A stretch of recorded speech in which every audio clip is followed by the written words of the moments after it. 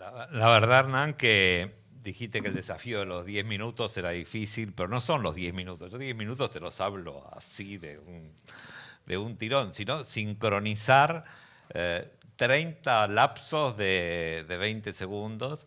Y bueno, yo estoy basado siempre en que la arquitectura es el amor, y sin embargo anoche soñé con el Ten 10 y soñé que te ahorcaba con el cable del micrófono. Por suerte está atado el cable. Yo empiezo 45 años atrás en la Facultad de Arquitectura. Yo me formé con Elis, Caberis, Berretas, que eran los autores de las Casas Blancas. Nos encantaban las Casas Blancas porque nos parecían que eran accesibles a nosotros, que las podíamos hacer con nuestras manos, con esos elementos de la tierra, con ladrillos. Ellos hicieron Fátima, como también otras iglesias, y sobre todo los interiores de Fátima eran más corbuserianos, porque en la facultad nosotros o éramos corbuserianos o éramos miesianos. Yo era más bien corbuseriano, después me enamoré de Mies van der Rohe. Y me tocó hacer casas de campo desde muy temprana edad. Las casas tienen 40 años, y naturalmente empecé a utilizar los elementos de las casas blancas, un poco porque los había aprendido y otro poco porque la mano de obra, estas son como muy tierra adentro estas casas, la mano de obra era muy limitada y no sabían hacer encuentros de techos y demás. Entonces hacíamos estas casas.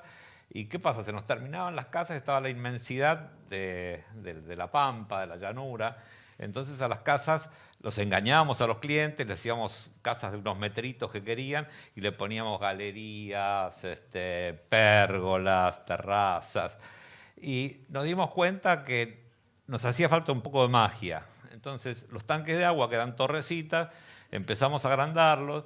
Y primero decían, esta habitación es ideal porque yo tengo un hijo medio bohemio, medio artista, y después se fueron convirtiendo, cuando descubrieron la magia de ver la llanura de la Pampa desde arriba, se fueron convirtiendo en las suites principales, bueno, tenían otra función. Y bueno, teníamos clientes que en vez de los Porsche y los Mercedes se mudaban con los coches de caballos, porque nos encantaba nos encantaban el campo y los caballos, y yo convivía mucho con ellos, y eso la verdad que fue muy interesante, ¿viste?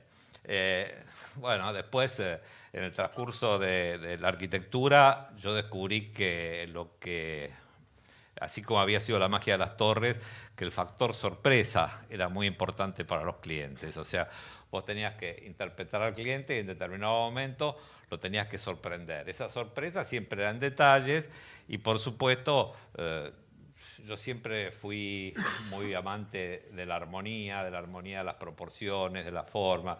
Mi aliado fue siempre la geometría, porque de alguna manera la geometría que usamos en los planos, después terminamos la casa y nos damos cuenta que esa geometría generó espacios, generó túneles visuales, generó orden, generó un montón de cosas que si no a nosotros se nos escapan. Prontamente yo descubrí que lo que era fundamental para hacer una casa, nuestras obras eran mano a mano con los clientes, era que los clientes se enamoraran de sus casas. O sea, era absolutamente imprescindible que ellos llegaran a quererla la casa tanto como las queríamos nosotros que las estábamos proyectando, ¿no? Y, y ahí, bueno, una vez que estaba la sorpresa instalada, podíamos seguir trabajando con ellos, porque yo siempre trabajé en la co-creación con mis clientes. O sea, escuchaba lo que querían, interpretaba, nos volvíamos a juntar y realmente trataba que ellos proyectaran a la par nuestro, y le dejábamos a ellos que pusieran determinados tips de arquitectura, ¿no? Entonces, de pronto decían, che, vi esto, vi lo otro. Por suerte no había Instagram, porque hoy es infernal las cosas que te traen, pero por ahí aparecían cosas.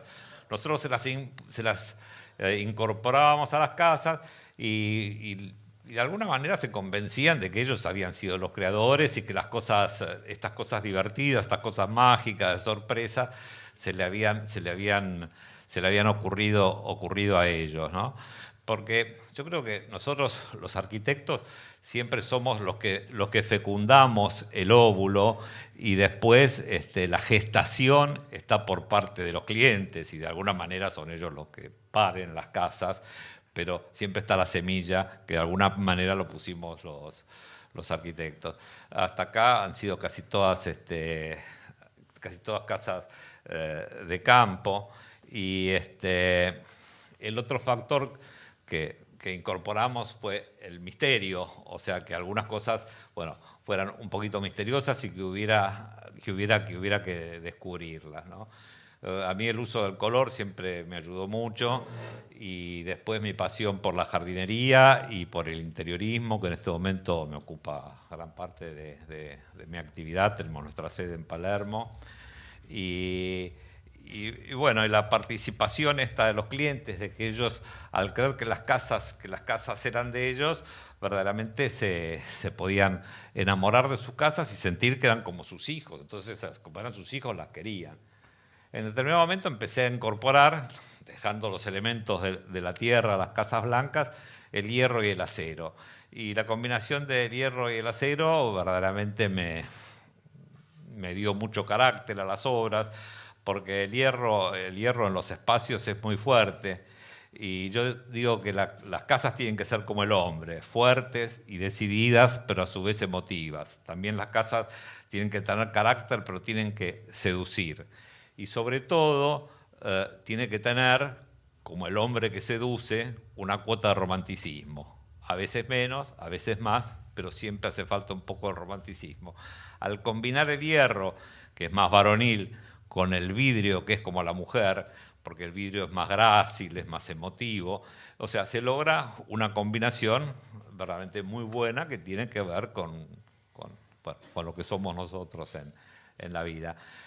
Hay momentos donde decía, ¿por qué seguir con la mampostería si esto del hierro y del vidrio anda tan bien? Pero después descubríamos que las toneladas de aire acondicionado para refrigerar esas cúpulas y bueno, un montón de cosas, y seguimos armoniosamente trabajando un 50% de mampostería y un 50% de elementos de herrería.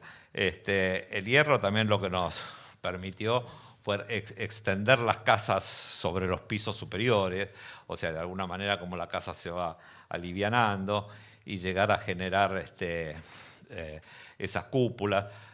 También hemos probado de hacer casas de hierro, pero hemos vuelto siempre a combinarlas con la mampostería, y creo que entre las dos hay un equilibrio que es bueno, que tiene que ver con lo que decía que fueron mis dos pasiones de la facultad, primero Le Corbusier y después el descubrimiento de Mies van der Rohe. Y después, en algún momento, bueno, fuimos cambiando, fuimos experimentando, y ahí empezamos a incorporar esta seducción de la que estaba hablando, ¿no? Que era también, de alguna manera, mimarlos un poco más a los clientes y seducirlos con otros espacios.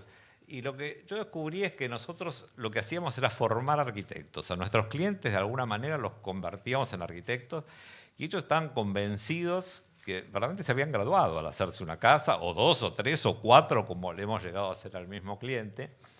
Y siempre me resultó muy gracioso escucharlos describir sus casas. O sea, venían amigos y les contaban la casa, y yo siempre tuve muy buen vínculo, sin exagerar, porque también hubo altibajos, pero siempre tuve bien vínculo. Y yo pernocté prácticamente en todas las casas que hice, y entonces en esas comidas escuchaba cómo ellos describían las casas que habían hecho. Mirá el puente que se nos ocurrió a nosotros, y esta escalera, digamos. Y en realidad eran tips que habíamos compartido, y de alguna manera los habíamos materializado. Y lo bueno, lo fantástico era escucharlos, el amor que tenían, era como contar de sus hijos las cosas que estaban haciendo, ¿no? Y siempre sedujo mucho la utilización de la cuarta fachada, de Le Corbusier. O sea, mi casa siempre, los techos de alguna manera son accesibles, tienen jardines, son lugares habitables. Y esto se me ocurrió ponerlo porque era cuando hacíamos maquetas en vez de electrónicas. Las primeras de estas casas de campo, 30 años atrás, eran de madera balsa y cartón. Y ahí es donde decía, sí, si el cliente supiera todas las noches que nos quedamos trabajando para que ellos creyeran que la casa era de ellos. Y bueno, y creo que el secreto es el resultado final depende muchísimo de nosotros los arquitectos, aunque pueda haber experiencias traumáticas, pero yo creo que lo que más nos complace en esto es que los clientes se sientan orgullosos de sus casas, y eso es muy lindo. Muchas gracias, Carlos. Un aplauso.